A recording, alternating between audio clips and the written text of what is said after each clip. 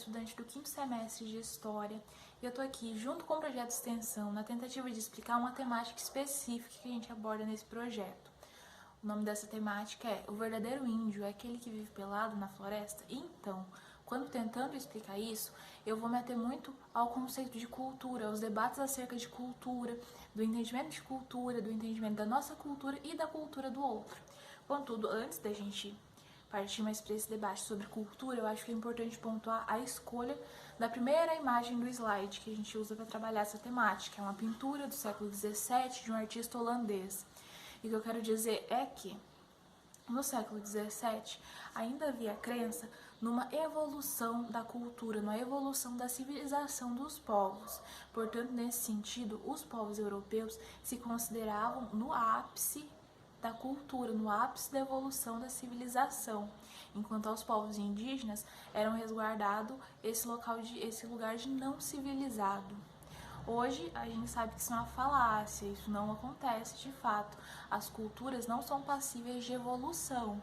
Contudo, a partir dessa crença no século XVII, era uma afronta aos povos indígenas, aos povos europeus, aliás, que houvesse uma pintura, uma obra de arte destinada à demonstração de um aspecto, de um movimento cultural típico dos povos indígenas. A pintura se chama Dança dos Tapuias, ela representa personagens indígenas sem roupas, numa manifestação cultural que é típica deles. Isso era tido como uma afronta, para vocês entenderem que esses debates sobre cultura, esse entendimento de cultura, esse entendimento de, às vezes, uma cultura se entender enquanto superior a outra, não data de hoje nem de ontem, data de muitos anos atrás, né? Então, o que acontece é que o estranhamento acerca de uma cultura é normal. Isso é perceptível quando uma pessoa do Brasil vai para fora, aí grava um vídeo sobre esse outro país que ela foi falando, não sei quantos fatos estranhos sobre tal país. E aí, pra mim, é interessante assistir, eu fico entretida. Mas quando uma pessoa de fora vem pro Brasil e grava um vídeo no mesmo formato, é uma afronta a mim. Porque como assim esses costumes, esses hábitos que a mim foram ensinados enquanto normais, são estranhos para alguém, né? Entende? Eu li isso no primeiro ano do meu curso, e eu me recordo até hoje, num livro chamado Cultura, um conceito antropológico, do Laraia, que dizia que a cultura é a lente através da qual o homem vê o mundo, ou seja, a minha cultura condiciona a minha visão do mundo. Aquilo que me foi ensinado enquanto normal vai condicionar o fato de eu achar ou não outras vivências estranhas, né? Enfim. Mas por que esse debate sobre cultura é pertinente nessa temática especificamente? Porque esse é o argumento utilizado para invalidar a existência de povos indígenas que não agem como nós não indígenas esperávamos. Ou seja, falam que determinado grupo, determinada pessoa se perdeu da sua cultura. Mas o que é importante pontuar é que não existe perda da cultura. Existem transformações que são intrínsecas à cultura de um determinado grupo, né? Ou seja, se uma pessoa hoje vive de uma maneira diferente que os seus antepassados, não quer dizer que ela se perdeu da cultura, quer dizer que aquela cultura passou por um processo de transformação. Isso acontece com todos os grupos. Nós não vivemos de maneira idêntica aos nossos antepassados. Eu não falo, eu não me visto, eu não me porto de maneira idêntica aos meus antepassados. Então, de que maneira seria pertinente eu esperar que os povos indígenas permanecessem desse modo? A minha cultura não permaneceu estática no tempo. De que maneira é justo que eu exija que outras culturas tivessem permanecido, né? Enfim, o que acontece é que a cultura, ela é fluida, ela é dinâmica, ela não é estática, ela passa por transformações. Essas transformações representam que a cultura é, de fato, e eu leio, cultura é uma produção humana complexa, composta de artefatos, materialidades e organizações sociais, que foge a uma única interpretação, ou seja, o conceito de cultura não é único, não é estático, ele é dinâmico, ele é fluido. E aí você me pergunta, Bianca, mas agora, no século XXI, então, como que eu identifico quem é indígena e quem não é? Primeiramente, você tem que refletir a respeito da necessidade dessa identificação. Por que é importante para você isso? Você pode pensar, a partir dessa reflexão, você vai perceber que muitas vezes passa por essa concepção de que a existência do outro só é digna quando passa pela minha validação. Isso parte de preconceitos, isso parte de uma noção de tutela a respeito dos povos indígenas. Então a gente tem que repensar isso também. Mas, se em algum momento se fizer de fato necessário identificar quem é ou não é indígena, é importante dizer que indígena é aquele que se identifica enquanto tal. E aí, quando eu digo isso, sempre tem alguém para levantar a mãozinha e falar: ah, então eu posso entrar na universidade com cotas, já que eu posso dizer que eu me identifico enquanto indígena. Não, as coisas são um pouco mais complexas que isso. Primeiramente, que é antiético e que é crime, né? Mas, para além de você se identificar, você precisa que o grupo, a etnia a qual você se sente pertencente, te reconheça enquanto parte dela. Recentemente tem existido na internet um trabalho de exposição de pessoas que fraudaram cotas, ou seja, que entraram na universidade com o uso de uma cota que era destinada a um grupo ao qual ela não faz parte, ou seja, ela fraudou, ela mentiu que ela fazia parte desse grupo. E eu me recordo, quando eu vi esse trabalho sendo feito, eu pensei, eu espero que todo o processo seja feito com muita cautela, porque pode haver a exposição, pode haver um equívoco, né? E pode haver a exposição de uma pessoa que é de fato parda, ou negra, ou indígena. E foi o que aconteceu. Eu não vou citar a universidade, eu não vou citar pessoas, mas houve a exposição de uma determinada pessoa que depois encontrou meio de comprovar que era de fato indígena. Então, o nome daquela pessoa foi exposto por nada. Ela foi confrontada por outras pessoas do ciclo de convivência para nada.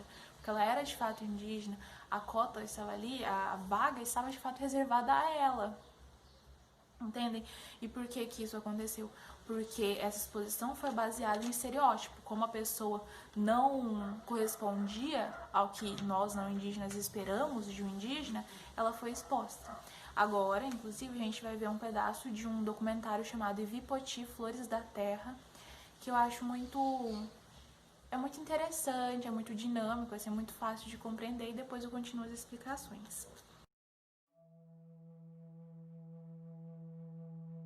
Che aikoe mboe, ojehu mawakwe, baesha pa marakae, ojehu nyande aware hegua. Cheramoi quere umbe baesha ma ojehu waekwe tekopora oniondiwe quere haka agundio.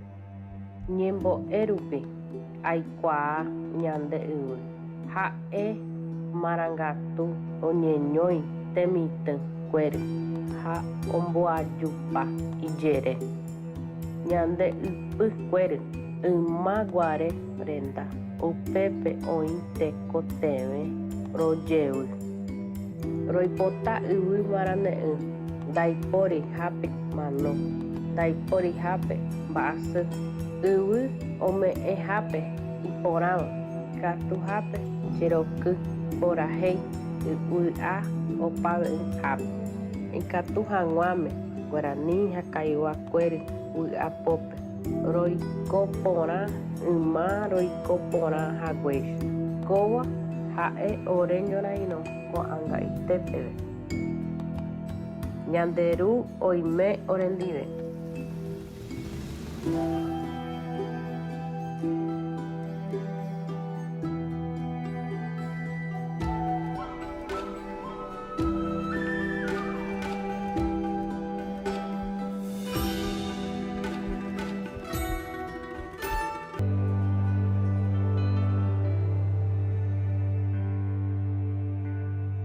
As pessoas chegam, olha, vem conhecer a aldeia ou a reserva, né?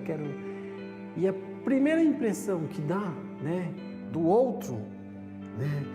Eu quero conhecer o índio, né? Aquele índio que ele viu na televisão, na revista.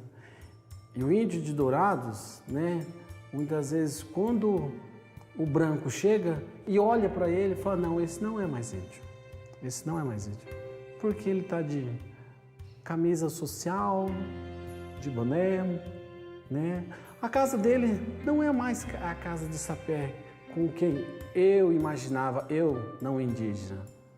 E aí ele descarta, mas na realidade é engano, porque o índio ele tem uma essência muito bem guardada, valores que muitas vezes olhos superficiais não conseguem enxergar.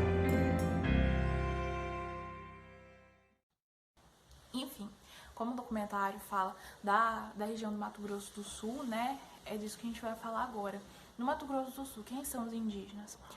O ponto crucial é que no Mato Grosso do Sul existem 11 diferentes etnias. 11 diferentes grupos que se comportam de maneira diferente, que se relacionam de maneira diferente com o meio ambiente, que se relacionam de maneira diferente com os outros grupos, que se relacionam ou não de maneira diferente com os outros grupos, entendem? Então, de que maneira pode haver um molde exato que eu apresente para vocês, falo, esse aqui é o indígena. Não existe essa possibilidade, exatamente porque os povos indígenas não são um grupo homogêneo. Todo grupo é composto por indivíduos e isso faz com que exclua-se qualquer homogeneidade. Por exemplo, meu nome é Bianca, eu tenho 19 anos. É pertinente que eu espere que todas as outras Biancas de 19 anos se comportem e tenham as escolhas idênticas às minhas? Não, porque apesar de a gente formar um grupo de Biancas com 19 anos, nós somos indivíduos diferentes. E isso se torna mais palpável quando você transfere para qualquer outro grupo que você pense. Pense em qualquer grupo. Todas as pessoas que compõem esse grupo são idênticas? Não, porque um grupo é composto de indivíduos. E o mesmo acontece com os povos indígenas do Brasil. Cada grupo tem a sua especificidade. Nenhum grupo é idêntico, ou seja, não há homogeneidade. Então não há como esperar uma atitude específica de uma pessoa, de um indivíduo indígena. Porque existem várias etnias diferentes, com vários comportamentos diferentes. Entendem? Então, os pontos cruciais são esse. A cultura passa por transformações, ela não se perde. Indígena é aquele que se identifica enquanto tal e que é reconhecido pelo seu grupo enquanto tal. E os povos indígenas do Brasil não são um grupo homogêneo, por isso não existe a possibilidade da gente enxergar uma maneira única de se ser indígena. E aí, para além disso, é importante ressaltar que hoje a gente assiste à ocupação de inúmeros espaços por povos indígenas. E aí, esses espaços, há anos atrás, eram resguardados a homens brancos. Então, quando a gente assiste essa ocupação, não quer dizer que essa pessoa indígena que está ocupando esse espaço se perdeu da sua cultura.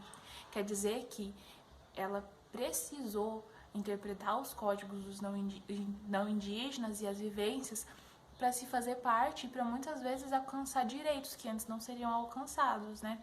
Por isso que a gente assiste a ocupação no meio artístico, no meio político principalmente, e aí eu sempre que em sala faço questão de ressaltar a importância disso, a importância de cargos políticos sendo ocupados por indígenas e também o alcance ao meio acadêmico, ao meio universitário.